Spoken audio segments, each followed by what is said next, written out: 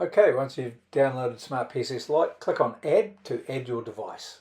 Enter the device name over on the right, and then the next thing you do is select the method. Yours will probably be serial number. Enter your serial number and username and password.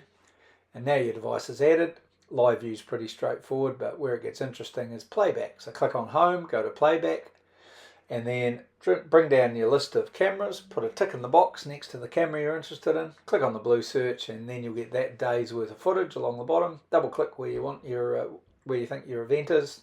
Let's say you found it, click on the scissors, and this will give you a 1 hour time frame. Drag the right hand edge of that box across, and here's a tip. When it gets a bit tight like that, just use the scroll wheel on your mouse to expand the timeline out. You'll see it happening in a second, and that allows you to get even finer grain. See?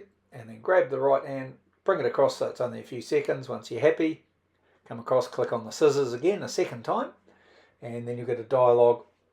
You just can change the format, change it to MP4, change the destination if you want, accept that error message, and away she goes.